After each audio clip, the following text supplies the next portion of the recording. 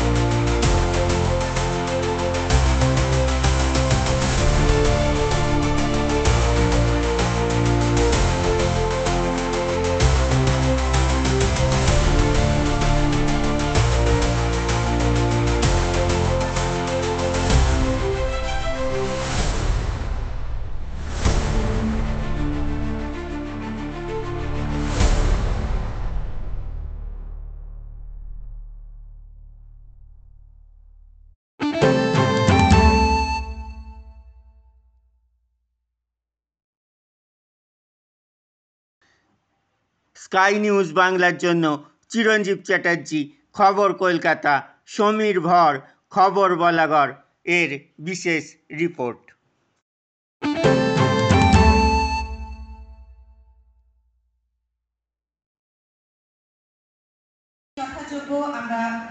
জ্ঞাপন করব, কিন্তু আমি একটি অনুরোধ করছি যে তাকে সন্তোষপুর বেরিয়ে যেতে হবে। তিনি তার বক্তব্য রাখবেন। আমি সকলকে অনুরোধ করছি যে আপনারা আর কেউ কথা বলবেন না। আমরা আমাদের রাজনৈতিক হুগলি শ্রীরামপুর সাংগঠনিক জেলার যে রাজনৈতিক কনভেনশন কর্মী সম্মেলন, তার সবার একটি আমার অত্যন্ত প্রিয় শিল্পী চ্যাটার্জি এত ভালো কনভেনশন করার জন্য শিল্পীদের জন্য আনন্দিত হয়। এখানে আছেন বর্ষিয়ান বিধায়ক মনোরঞ্জন, আমার আরেক প্রিয় ভাই জেলা পরিষদের সভাধিপতি আমাদের রঞ্জন ভাড়া, বিভিন্ন ব্লকের সভানেত্রীরা আছেন, জেলা পরিষদের মেম্বার অনুমোদন করা আছে, পঞ্চায়েত সমিতির মেম্বার আছেন, প্রধান আছেন একজন, পঞ্চায়েতের মেম্বার অনেকে আছেন, পুরনো অনেকেই দেখছি। কারণ একটা টাইমে সিসি জায়গা আছে যাবে অবস্থার মধ্যে আমাদের বাংলার পরিবর্তন হয়েছে। আমি শিল্পীকে ধন্যবাদ জানিয়ে লজ্জা দেব না, কিন্তু যেটা আমি জীবনে রাজনৈতিক জীবনে 40 বছর আমি সোজা সামনে কথা বলতে অনেকের কাছে খারাপ হয়েছে, তার আমার কিছু এসে যায়। একটা টাইমে দিলীপ যাদব, শ্রেয়াশিস, রাজা, আমি পার্থ দত্ত, সুবোধ ঘোষাল, আরামবাগ গোমার থেকে শুরু করে সারা জেলা ঘুরে বেড়াত। সকালে বেরোতাম, দুটো রুটিকে দুবেলা কোনদিন যুদ্ধ না, রাত্রিবেলা ফিরে বাড়িতে এসে ভাত খেতাম। এই গেছে আমাদের রাজনৈতিক ইতিহাস। আমি যেটা বলতে চাই যে আজকে এখানে দাঁড়িয়ে আমাকে বলতে হচ্ছে যে আমাদের জেলায় যতগুলো সাংগঠনিক আমাদের ভট্টালিক্স আছে, আমি বলবো সব থেকে বেস্ট হচ্ছে মহিলা তৃণমূল কংগ্রেস। এই বুথগুলো সারা বছর প্রোগ্রাম করে। আমি শিল্পী আমাকে অনেকবার বলেছে প্রবন্ধের ভোটে করে আসো। আমি যেহেতু 4টি ডিপার্টমেন্টের চেয়ারম্যান আছে, একদিন ভোট মিটিং করে যায়, সিএম এর নির্দেশের সাথে থাকতেও আমি আসতে পারি।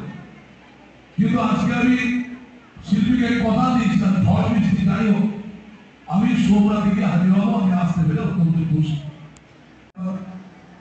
বক্তৃতা লাস্টে করবো সবার বক্তৃতা শোনার পর, কিন্তু আমার দুর্ভাগ্য সেটা পাচ্ছি না। অন্য সময় আমার যখন হবে, রাজনীতিতে যারা সভাপতি হয় সেটা বাঙাল হতে পারে, যুব ছাত্র হতে পারে, আইনজীবী হতে পারে। আমরা সভাপতি হওয়ার পরে আমরা 5 ইতিহাস থেকে ঘুরে যাই যে হু এমাই, আমি কি ছিলাম আর কি হলাম। আমরা অনেকেই সভাপতি হওয়ার পরে কর্মীদের করে রাখি, যাদের লড়াইয়ের মধ্য দিয়ে বাংলার পরিবর্তন হয়েছে। যারা সভাপতি তাদের মনে রাখতে হবে, যারা জেলায় আছেন ফার্স্ট কর্মীদের বুক দিয়ে ভালোবাসতে হবে। নিজের ভাইকে বোনকে যেভাবে ভালোবাসেন সেইভাবে কর্মীদের ভালোবাসতে হবে। রাত্রি 12টায় ফোন বন্ধ করে ঘুমিয়ে পড়লাম, অথচ আমার এক কর্মীর হাসপাতালে মারা গেল। That is not a politics at all. আমাকে whole day whole life phone করে রাখতে হবে। যদি ঘুমিয়ে পড়লে সূর্য দেখার করছে, কিন্তু আমাদের দিকে অনেকেই রাত্রি 9টার পরে 10টার পরে সুইচ অফ করে দেয়। কর্মীদের সঙ্গে সব থেকে ভালো কথা বলার টাইম হচ্ছে 10টা থেকে 11টা। সেই টাইমে কথা বলবে। আর যেটা করতে হবে, আমি দেখুন আমরা যারা তারপরে ম্যাক্সিমাম দেখবেন বলবেন যে শিল্পীটা কত ভালো মেয়ে, আমার হেসে হেসে মাছ হয়ে গেল। এইটাই আন্তরিকতাটা তলে আনতে হবে। আজকে মমতা ব্যানার্জি একদিনে মমতা ব্যানার্জি হয়নি, প্রচুর আন্দোলন, স্যাক্রিফাইস, কর্মীদের ভালোবাসা, রাত দুপুরে কর্মী ছুটে যাওয়া, সব করছেন মমতা। তারপরও আজও মুখ্যমন্ত্রী হয়ে গিয়ে মারা যাচ্ছে, যে অসুখ করছে, সবটা তার নজরে আসছে। আমার এখানে অনেকে বলছেন যে পরিবর্তন চলে আসবে। একটা গাদ্দার ছিল আমাদের, আমি নাম করছি না, বিরোধী দলের বিজেপি পার্টি, বলছে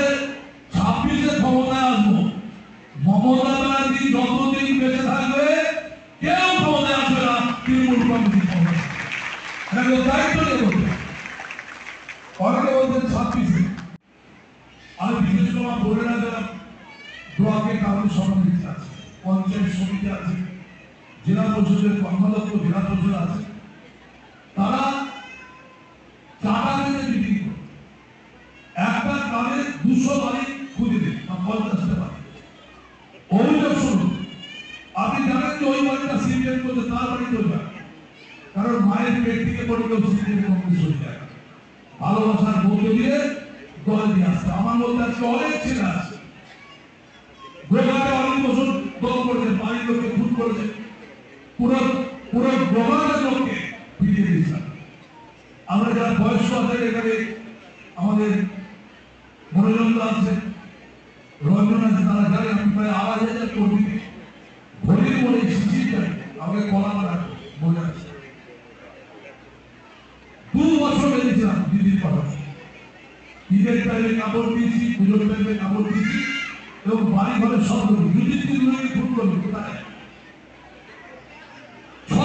সবই করে না হোক অনেক বড় থেকে গুন্ডারি তাকে খুন করবে দিদির জ্বালালাম আমি, সেই রাতে খবর আমরা খারাপ করে যাই। তারপরে দিদি এসেছে, বকুলদা এসেছে, সেই বাড়ির সাহায্য করতে দেবে না যুধিষ্ঠির। আমি চুচুড়া দেওয়ার পাশে গঙ্গায় কেটে পড়ে তার কর্ম করেছি। দাদা বলছি, আজকে কি 2026-এ বিধানসভার আপনাদের কাউন্টডাউন প্রস্তুতি শুরু হলো? শুরুয়াত হলো। আমার জেলাতে হুগলিতে সবকটা সিটি আমরা পাবো, বিজেপি শুয়ে পড়বে, ঠিক আছে, আর সিপিএম কোনো অসুবিধা নেই।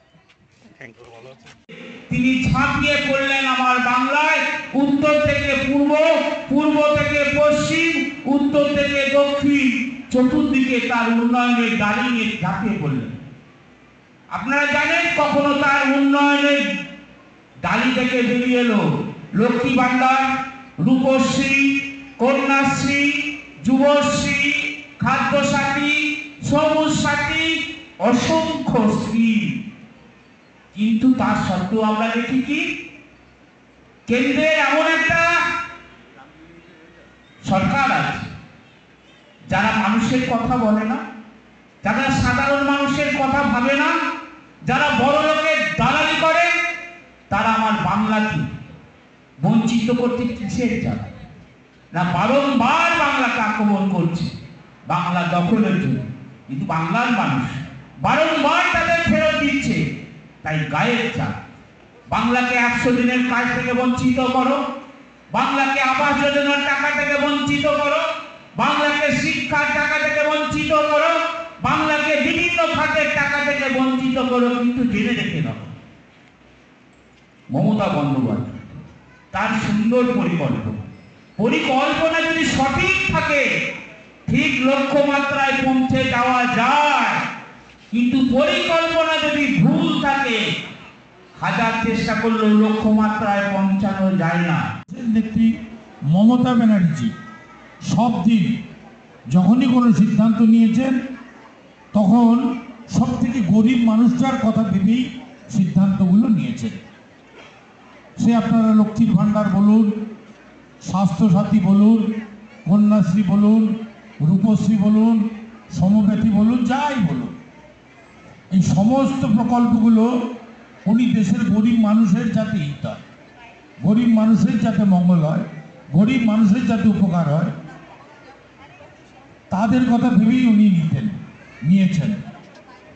তবে সব থেকে বড় ওনার যে প্রকল্প, যেটার জন্য আমি আজীবন ওনার প্রতি কৃতজ্ঞ থাকবো, সেটা হচ্ছে মা ক্যান্টিন। মাত্র 5 টাকা দিলে পেট ভরে খাওয়া যায়, এই জিনিস মমতা ব্যানার্জির মাথায় এসেছিল। কারা খায় ওই মা ক্যান্টিনে লাইন দিয়ে? সেই মানুষগুলো খায় যাদের পেটে খিদে আছে, পকেটে পয়সা নেই, মাত্র 5 টাকা দিয়ে পেট ভরে খাওয়া যায়। এই জিনিস মমতা ব্যানার্জি করেছেন। 300টা মা ক্যান্টিন আছে সারা পশ্চিমবঙ্গে, সারা কলকাতাতে। তবে মমতা ব্যানার্জির এই যে মানুষের মধ্যে জনপ্রিয়তা, বিশেষ করে মহিলাদের মধ্যে এই যে জনপ্রিয়তা, এ তো এমনি এমনি আসেনি। আপনারা একটা জিনিস চিন্তা করুন, একটু ভাবে সেরেনি, কিন্তু যে মায়েরা, যে বোনেরা, যে মেয়েরা রাস্তায় বেরোয়, তাদেরও তো ওই ব্যাপারটা হয়। তারা কোথায় যাবে? মমতা ব্যানার্জির মাথায় এই জিনিসটা এসেছিল। সেই জন্য আপনি কলকাতায় যান, এখানেও জিরাটে আপনি দেখবেন আছে, গলি গলির মধ্যে উনি সুলভ শৌচালয় করেছেন। এটা ওনার মাথা দিয়ে বেরিয়েছে। উনি সবসময় মানুষের কথা ভাবেন, মানুষের কি করে উপকার হবে। আর আমাদের যারা বিরোধী দল, যারা মানুষের কোনো উপকারে লাগে না, অদ্ভুত ব্যাপার।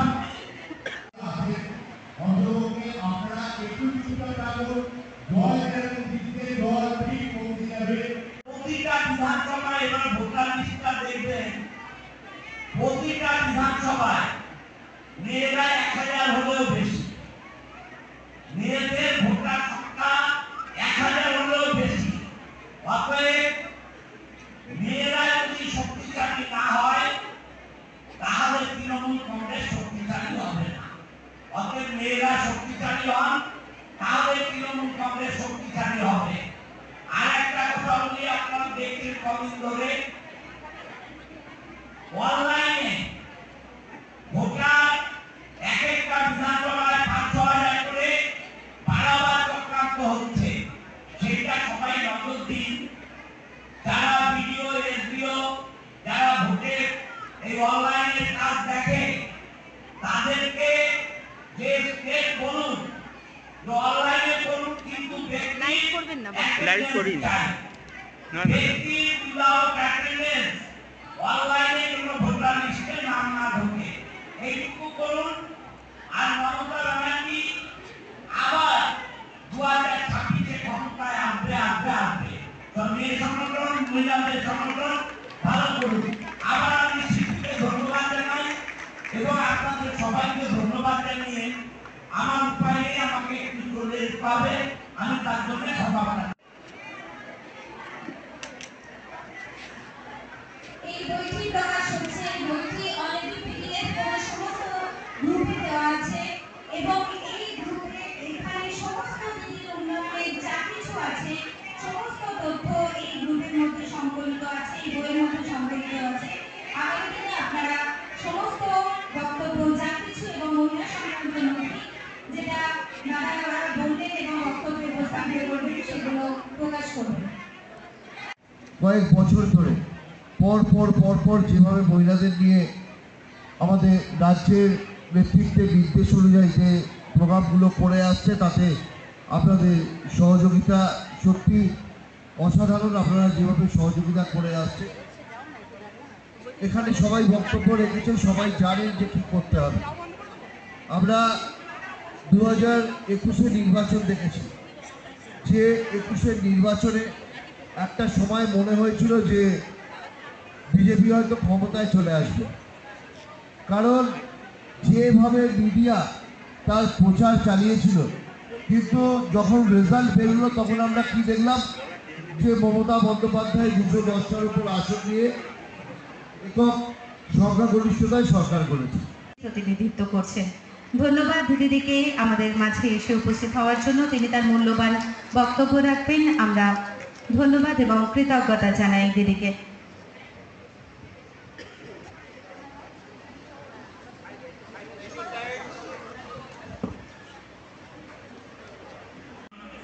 আমরা এই শিখতে এসেছি।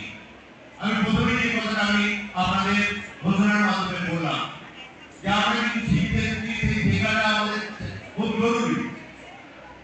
আমরা সম্মেলন থেকে কিছু নিয়ে যাব, এই জায়গাটা যদি আমরা করতে পারি, আমরা যদি কিছু অন্তত শিখতে পারি, তাহলে আমার জায়গাটা, আমার সেই এলাকাতে আমার প্রতিষ্ঠা পাবে। এটা আমাদের প্রত্যেকটা, আমাদের প্রয়োজন আছে। আমি আপনারা পাবলিক রিপ্রেজেন্টেটিভ হচ্ছে, জনপ্রতিনিধি হচ্ছে, ভোটে দাঁড়াচ্ছে। ভোটে দাঁড়াতে গেলে তাহলে